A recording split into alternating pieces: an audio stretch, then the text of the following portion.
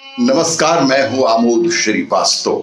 Amazing thought, amazing message, amazing information की दिशा में आज एक कदम और आगे।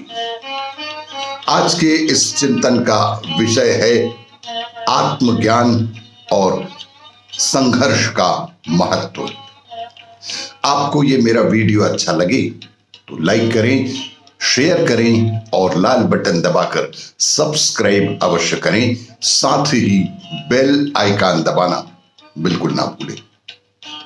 आज के इस प्रथम चिंतन का विषय आत्म का ज्ञान ही अध्यात्म है।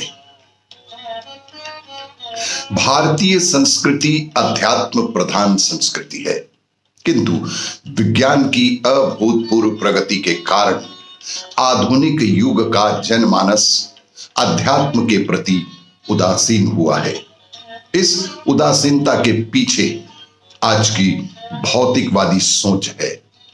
यहां यह भी देखना जरूरी है कि विज्ञान जिसने मनुष्य को बहुत कुछ दिया है, वहीं उसने मनुष्य को आध्यात्मिकता से कुछ दूर भी किया है।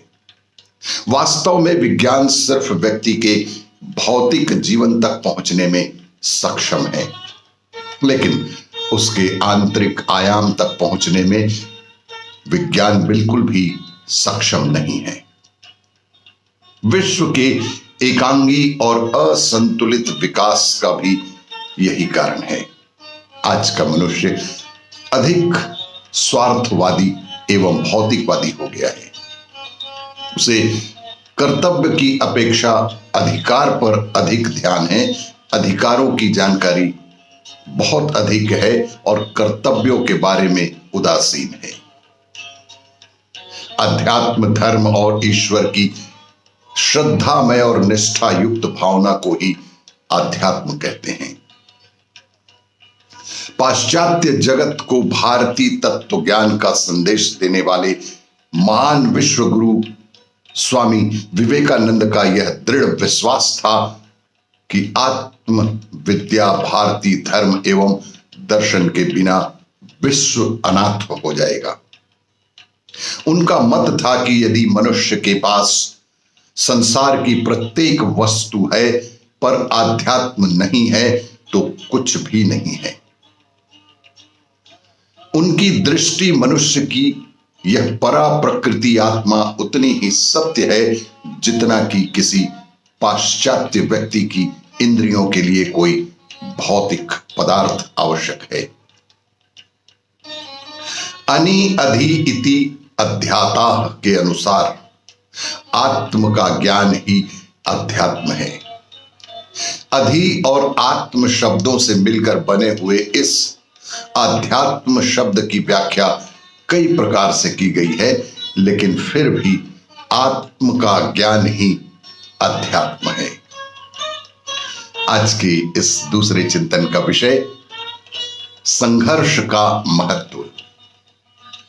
लगातार प्राकृतिक आपदाओं से परेशान एक किसान परमात्मा से बड़ा नाराज हो गया। तंग आकर उसने परमात्मा से कहा, 1 साल मुझे मौका दीजिए, जैसे मैं चाहूं वैसा मौसम हो, फिर आप देखना मैं कैसे अन्न के पहाड़ लगाकर भंडार भर दूंगा। परमात्मा मुस्कुराए और कहा कि ठीक है, जैसा तुम कहोगे वैसा ही मौसम बदल दूंगा, मैं दखल नहीं करूंगा। अब किसान ने फसल बोई जिसमें उसने मनचाहा मौसम मिला, लेकिन जैसे ही किसान फसल काटने लगा, एकदम से छाती पर हाथ रखकर बैठ ही गया। गेहूं की एक भी बाली के अंदर दाने नहीं थे। सारी की सारी बालियां अंदर से खाली थीं। बहुत दुखी होकर उसने परमात्मा से कहा कि प्रभु, ये क्या हो गया? तब परमात्मा बोले, ये तो होना ही था। तुमने पौधों को संघर्ष का जरा सा भी मौका नहीं दिया। तुमने किसी भी पौधे को संघर्ष करने ही नहीं दिया। सारी अनुकूलताएं तुमने उसमें समाहित की। न तेज धूप में उनको तपने दिया, न आंधी ओलों से जूझने दिया। उनको किसी प्रकार की चुनौती का एहसास जरा भी नहीं होने दिया। इसीलिए सब के सब पौधे खोखले रह गए। जब आंधी आती है, तेज बारिश होती है, ओले गिरते हैं, तब पौधा अपने बल से ही खड़ा रहता है। वो अपना अस्तित्व बचाने का संघर्ष करता है और इस संघर्ष से जो बल पैदा होता है वो ही तो उसे शक्ति प्रदान करता है, बल प्रदान करता है, ऊर्जा प्रदान करता है, दाने भर देता है।